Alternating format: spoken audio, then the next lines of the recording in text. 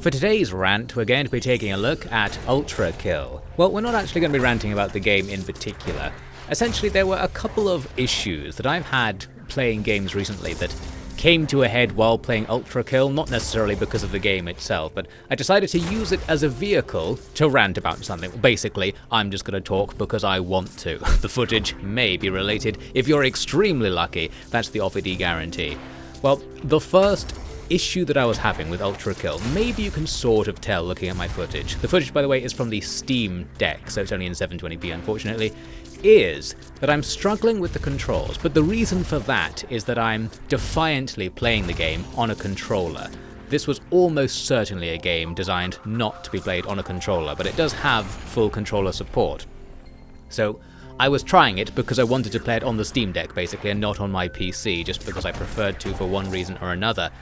And while it sort of works, it also sort of doesn't work in a way that I wanted to talk about that affects other games as well. And this is having a game where you need to have both sticks used constantly, the analog sticks that is, but also you need to use either the D-pad or the face buttons constantly as well.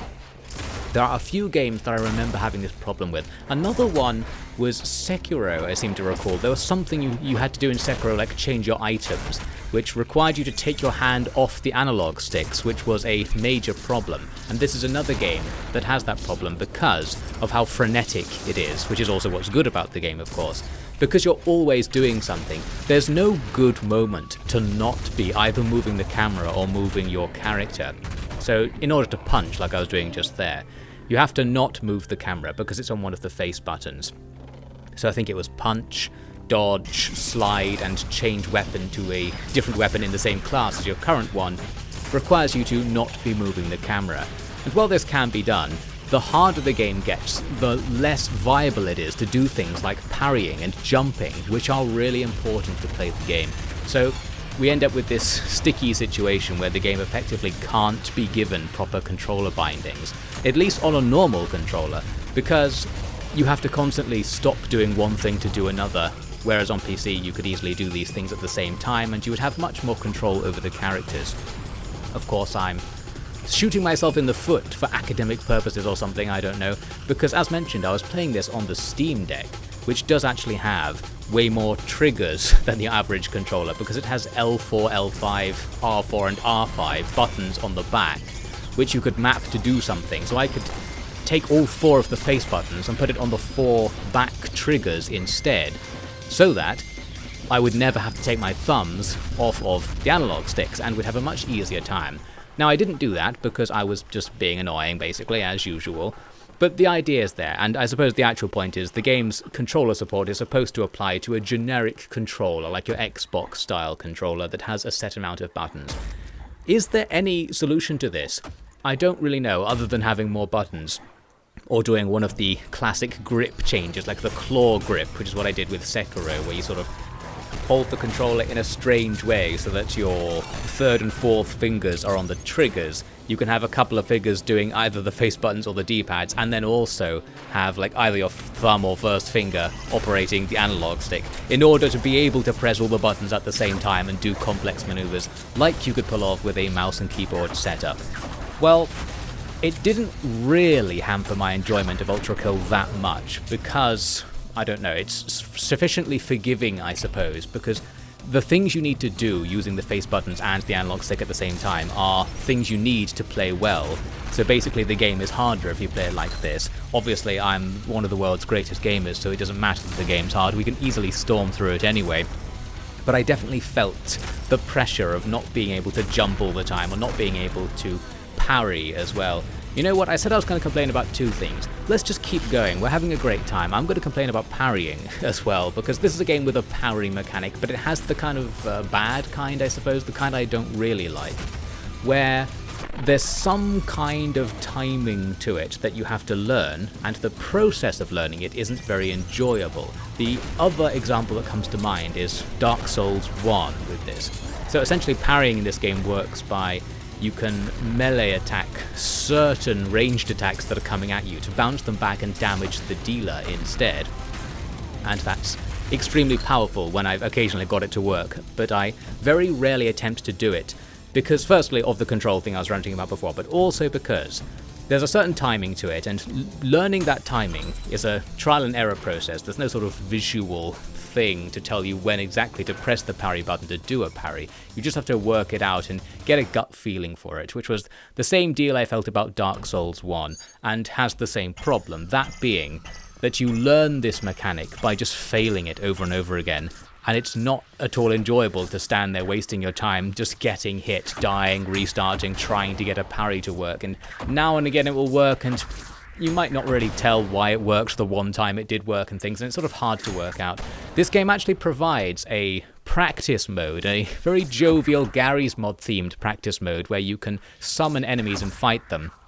And I did spend some time before trying to work out how to parry. Maybe I'll reproduce it for the purposes of this video as well, but you can practice parrying, and all I can say is after trying to get parrying to work, I couldn't really get it to work. And that was the exact same experience I had in Dark Souls. I spent ages next to Farlink Shrine with a sword and shield trying to work out how this parry mechanic worked, and just never really getting it because the timing's different for every enemy and every attack they can do, and you just have to get used to it the slow way, which we can contrast to something like Sekiro or Metal Gear Rising Revengeance, which has the exact same parry mechanic, but it works in such a way that you just press the button at the time when you think it needs to be pressed and it works. So for example, pressing it when you get hit will counter the hit, that sort of thing. Whereas ULTRAKILL and Dark Souls, you press it a certain amount of time before you get hit, or a certain amount of time before the enemy's weapon is in a certain position. You know, things like that. There's some window when parrying works that is less obvious. Sekiro even does things like flash things on the screen when you're supposed to press one of the parry buttons to make it nice and easy. And I seem to remember in Metal Gear Rising Revengeance, it was pretty easy to parry because your parry and your regular attack are on the same button, so you're very likely to parry by accident, and if you really concentrate you can do proper parrying as well. And I found that quite satisfying. It was super easy to learn, I was compelled to do it and use it for useful things, and I'm just contrasting this to something like ULTRAKILL or Dark Souls, where the parrying mechanic is not fun to learn to do, so even though you can obviously see that it's really valuable to be able to do. Because it's possible to go through the game without doing it, I felt compelled to not do it after not having any fun attempting to learn it. So I suppose the solution there is in some way make the game teach you the parrying mechanic for each enemy in a fun way, but I feel like that would be tedious if it is just going to be different for every enemy, that sort of thing. Or have the parrying mechanic be more simple. An example for ULTRAKILL might be something like, if you dash into an attack, it will parry it for you because you're likely to do that anyway, so it's going to be very sort of easy and fun to pick up a system like that. And also, well, the real reason I'm in favour of a mechanic like that, of course, is because it lets you play it on the Steam Deck a bit easier, because you can parry without taking your fingers off the analog sticks if it's something to do with pushing the analog stick in a direction, that sort of thing, which I think was actually the case in Metal Gear Rising Revengeance, which I also played on the Steam Deck, come to think of it. Overall, it seems that my thoughts here are entirely dominated by the need to make something have an easy control scheme on a controller. This was probably a game that was not designed with that issue in mind, and so I'm having the issue, of course. But you know, let's be nice to people who want to play on controller. I think it's fun to play ULTRAKILL at 1 in the morning, lying on the floor while I was feeling sick, which was the first time I started playing ULTRAKILL, I seem to recall. Things like that. I like to be able to play a game very casually, and ULTRAKILL does get a lot of points in the OVD theory of difficulty, by the way, because it lets you change a lot of things about the game. For example, it has auto-aim, because I'm using the controller controls, which just makes actually pointing at the enemy and firing at them 1,000 times easier. I found the auto-aim to be very generous, and it also gives you access to cheats from the very beginning. It also has 4 difficulty levels as well. We're playing on whatever the default one is just because that's my style, but I could just turn the difficulty down so that I never need to worry about parrying or something like that. So that's all very good, and my overall review of ULTRAKILL is that I found it very fun and enjoyable, since it's a throwback to the games that I used to like playing, such as Unreal Tournament, things like that, and Time Splitters as well, a little bit on the PlayStation. It just reminded me of playing fun, frenetic shooter games, and I was like, it's been a very long time since a game like this sort of existed. It seems to be coming back into the game's consciousness, probably because people who grew up really liking these games are starting to make games in the modern era, and it's easier to make them if you make them in a lo-fi, easy to handle performance for style. So I suppose we have things like ULTRAKILL arising because of that, and I am glad for it. We're having real trouble with this boss here, and bosses is where playing on the controller really just sort of hampers you. Because the more crazy the scene is, the more you need to concentrate on a single opponent, and the more that opponent can literally just teleport out of your field of view, the more important it is to have really fine control over the camera, which of course you don't really get with an analog stick, which moves the camera in like set blocks. So you flick the stick to the right to move the camera around a bit. You don't have complete control over it like you do with the mouse. And of course, I can't do things like parry, jump, or slide while keeping the boss in my field of vision, which limits my options here, and it's probably contributing to me dying 1 billion times to this boss. I died like 40 times fighting this boss. But curiously, there is this little machine next to all of the boss rooms where you can look up some info on the boss you're fighting. I think you have to die at least one time to be able to do this. And it tells you a strategy for killing them, essentially. So there is a built-in walkthrough of sorts, which I knew it was there, but I didn't really want to look at it because I'm very anti-walkthrough. I always feel like learning to do it is supposed to be part of the game, and if learning to do it is a miserable, tedious experience, we can just criticize the game for being like that and not be like, well, you should have looked at the walkthrough, that's my style.